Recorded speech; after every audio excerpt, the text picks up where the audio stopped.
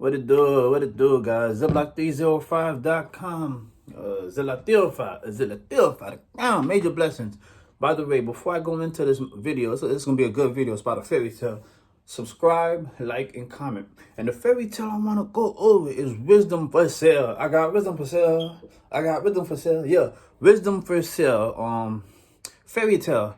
I'm gonna preface this video by saying Albert Einstein says if you want your children or if you want to be geniuses, listen to fairy tales. And he says again, if you want them to be more of a genius or you want to be more of a genius, listen to more fairy tales. Everything is made believe. You gotta believe. Okay, wisdom fairy tale. Let me see if I can remember. And excuse me if I forget a little bit of things. They had it, but they took it off. Wisdom for sale fairy tale. This kid is about a boy. Let's say his name was Shin here, and his dad gave him some money because they was very poor. So his dad gave him a little bit of money, and he took that money, went to the market, and he bought some paper. He bought a pen, and he bought a sign with attached to it like a desk, a table, like a storefront that you'll see on like a lemonade stand with a sign on the top that said wisdom for sale.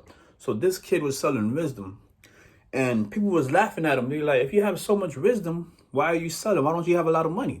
Remember, that's where he started at. So that message could go as me. People be laughing at me, be like, you got all this wisdom. Why don't you got a Lamborghini truck? Oh, that's coming. That's really coming. You got all this wisdom. Why don't you got a mansion? Why don't you live in a big house? That's coming because I got a lot of wisdom. But anyway, I always be narcissistic and tie the story to me. But that's good, though. At least I ain't tied to nobody else. So he bought a stand, a wisdom stand for sale, a wisdom for sale stand. He bought a pen and he bought a bunch of paper. So people were laughing at him because he didn't have riches, but he had wisdom. And it says in the Bible that wisdom are better than silver and gold. But anyway, he went to go to the marketplace and sell his wisdom. So he had a bunch of paper. Mind you, paper is cheap. A pen is cheap. A wisdom stand that's the most expensive thing that he bought.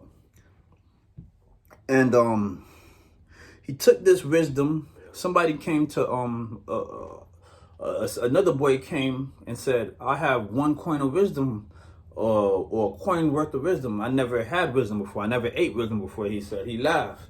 So the first kid, Shin here, sold him a paper that said, if you see 2 people arguing, you have to, don't listen to them. That's what it says. If you see 2 people arguing, don't listen to the 2 people. So he wrote that on a paper. He raised his hand 3 times and he gave it to him. He folded the paper and gave it to him. And he took it to his dad, the boy that bought the paper. And his dad was furious because he bought a paper for a coin. Like he thought he got finessed. He thought he got handled. Or he thought he got swindled. So he went back to the person that sold him Shin here, that sold him the wisdom, and told him, you must give me back my money, I'll give you back your product. So he said, okay, if you give me back my product, I'll give you back your money. So he gave him back the paper. And the dad said, where's my money? And the Shin here, the one that sold him the wisdom, said, I can't give you back the money because you haven't given me my product. My product is in your head. Like once you tell somebody something, they can't forget it. So that was a smart thing that he said. So excuse me, I'm trying to hurry up the story so it doesn't be too long. So then he said, you have to write it on a promissory note, and you have to sign it that if you listen to 2 people argue, or if you hear 2 people argue, you got to listen to them. So that's what he had to do. So he signed it. So in essence, he listened to 2 people argue. He had to be a witness to the 2 people argue. So he got a lot of trouble. So he had to go back to the guy with the wisdom. Now watch. And when he went back, he said it's worth 100 coins now to get out of the trouble of being a witness. So what he said was to act like you're crazy, go to court and just hop on one leg, shout out random stuff so they could think you crazy so you don't have to be a witness in court. So that's what he did, and that was very smart. So then the king heard of all of his wisdom and said, come to my palace, I will hire you someday. So he went to his palace, and the king said, I want some wisdom, to Shin here, the guy with the wisdom. And based off how much money the king had, supply and demand, he sold one of his wisdom notes for $100,000, or 100,000 coins, excuse me, gold coins.